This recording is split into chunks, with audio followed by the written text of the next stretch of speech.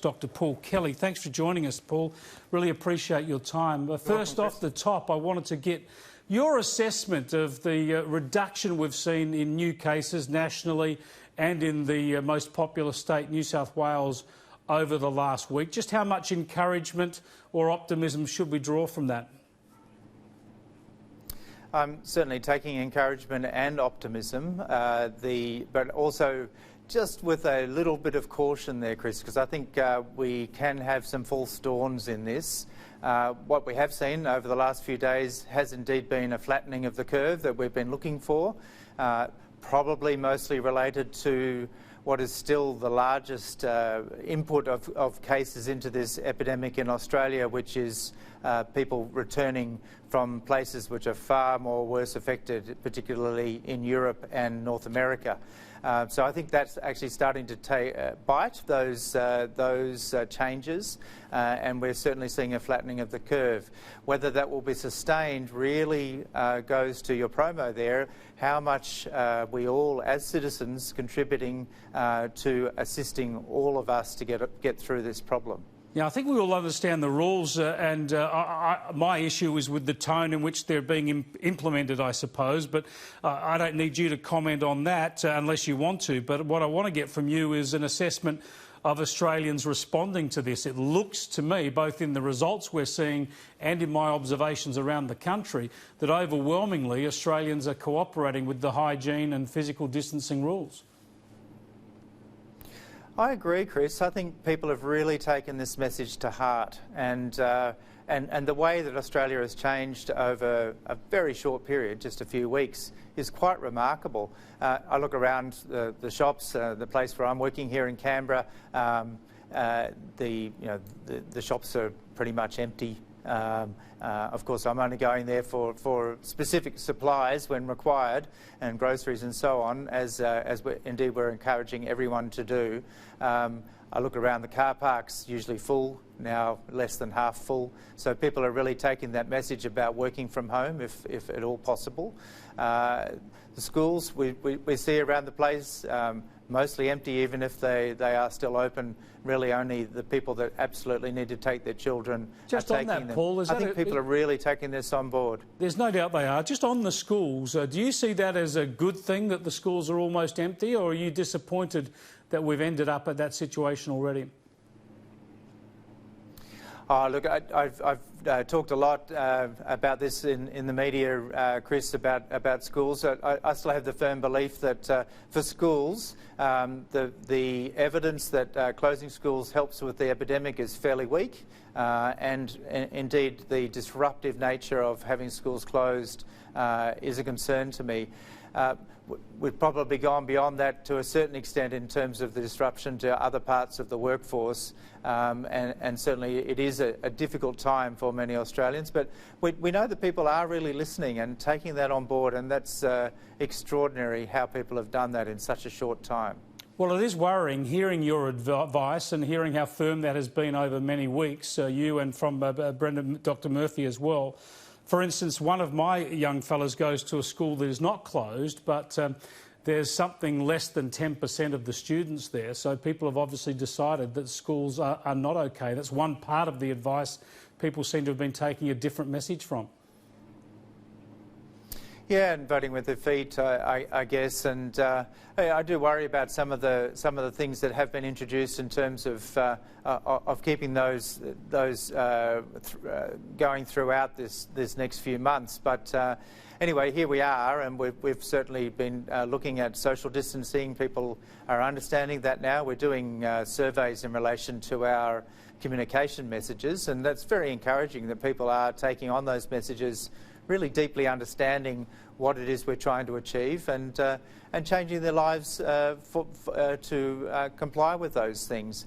I think the other message I really want to say today, Chris, is you mentioned in your promo about our vulnerable people and our parents. I also have an elderly parent and an elderly mother-in-law, both living at home by themselves. My dad and my mother-in-law by themselves, quite isolated now, and it's really an opportunity for us to all think about that in our own neighbourhoods, our own friends, our family. What is it they need right now? How can we help them? to get through this crisis, because they're the ones that are really most at risk, in fact, of having the more severe end of the diseases. Yeah, it's a really good suggestion. If we can run the odd errand for them or whatnot and help in their isolation, that's going to be really useful right across society. Yeah, and I just was looking just before starting here, something that Queensland Health has introduced today. Just a very simple, just a little thing you can print off that you can put your name, your phone number, and say, what would you like? Here I am. I live up the road. You know, do you need help with shopping? Do you need help with this or that or the other thing? Practical things, and just pop it in the letterbox of anyone who's elderly in your street. That would be a great thing to do, really practical thing to do. That's an excellent and practical idea. We'll keep promoting that. I'll come back to education another time, because this is going to be a big issue for the states after the next school holidays, what they do with the next term. But I want to come back to what you were saying about the numbers and the prospect of a false dawn. From what I've been reading, you often will get this in an epidemic, so we have to be wary of it. In many respects, the cases you've been picking up, because they've been primarily from overseas, have probably been easier to pinpoint. You must be worried about the community infections you now know about, but you don't know where they've come from, and therefore you will be worried. And that's why we're seeing a clamping down on the measures at the moment, because you must be worried about the broader extent of the disease within the community.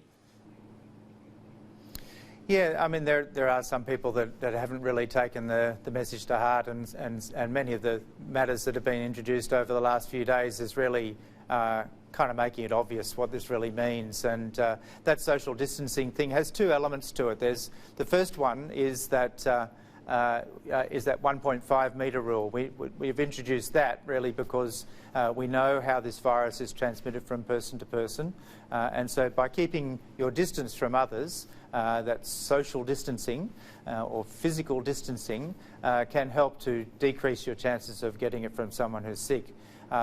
The other element of that is, if you are sick, please stay at home. Even if you don't have a diagnosis of COVID-19 at this point, if you have fever or respiratory symptoms, sneezing, coughing, shortness of breath, stay at home. This is a really good way of protecting those around you and the wider community.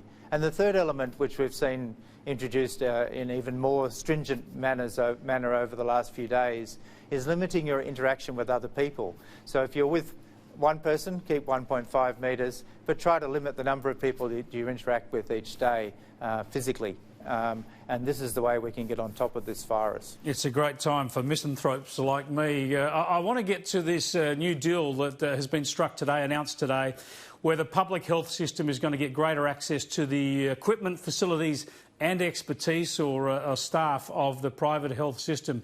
This massively expands the number of critical care beds that are available for the country in the months ahead. Yes, it does, and it's quite a dramatic event that's happened. It's really joining it's a real partnership really between the government and the public sector hospitals and other health facilities with the private and not-for-profit sector. It really does give a large number of staff, beds and other equipment and so forth, which can really be used in this effort now. And so that's the arrangement between the government and the private hospital sector, which has been applauded by everyone that's involved today. So it really gives us an opportunity for this next period, and it is a temporary measure, to really work together to work out what is needed in a particular place, whether that's to look after COVID-19 patients or indeed to keep looking after other people that have other problems. So these aren't going away, the various issues that we face as a nation from a health perspective. I want to ask you a little bit more about that, but before I do, I just want to show you and the viewers a little bit of what's happening in New York City, where a field hospital is being set up in Central Park. We are in Central Park, where they are setting up another field hospital to try and handle the pandemic. Central Park, of all places, now where one of these field hospitals will go, the heart of New York City. You can see all these volunteers coming together opposite a hospital where patients will come from into the field hospital here. You can see all these supplies stocked up. This is what all the nurses will be using to try and treat New Yorkers who have become infected.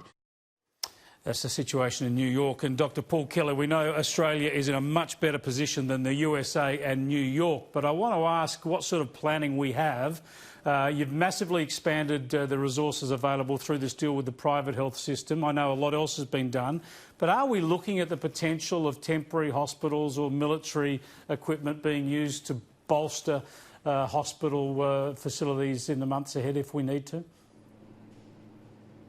Not at the moment, Chris, and really all of our efforts in public health at the moment are about flattening the curve, decreasing the transmission of the virus so that we don't reach that huge peak that is really, well, it's almost like a tsunami, I guess, in New York City and in parts of Europe right now, where so many cases in the community transmitting to others, and particularly the old and the otherwise vulnerable groups who are now getting that high-end problem, that very severe, although rare, 20% or less in general need to go to hospital, and a proportion of those to intensive care. But that's really hitting New York and other parts of the US very badly at the moment. I know Central Park very well. I had the opportunity of living in New York a few years ago for 3 months, and beautiful place, but gee, it's really it's not a place you want to be in right now.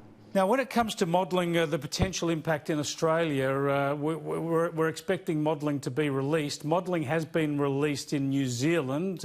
We are about 5 times, just over 5 times the population of New Zealand. Can we extrapolate from their figures, times 5, what we're facing in Australia, or is it going to be much more complex than that? Yeah, so modelling is complex, and it can, it's never exactly the truth, I'd say that, and most modellers would say that these are ways of predicting the future to an extent, but it doesn't necessarily mean that that's how it's going to turn out. We've had a lot of modelling done over the last few months from really the experts here in Australia, and that's given us a sense of worst case scenario, best case scenario, what might change if we, as we have done, put in many issues in relation to social isolation, decreasing mass events, closure of venues and the like. And so we've also used modelling to try and predict, what would be the worst case scenario of how many ICU beds we might need, how many ventilators we might need, how many masks and other personal protective equipment we might need. But in a sense, we've sort of gone beyond modelling now. We have over 4,000 cases in Australia. We know quite a lot about the people that have become sick. We know that most of them have had mild illness. We know, as we said earlier, that in a sense that's flattened that curve now, so that worst case scenario we were concerned about appears less likely. We think now that we know how long this will last over the next several months.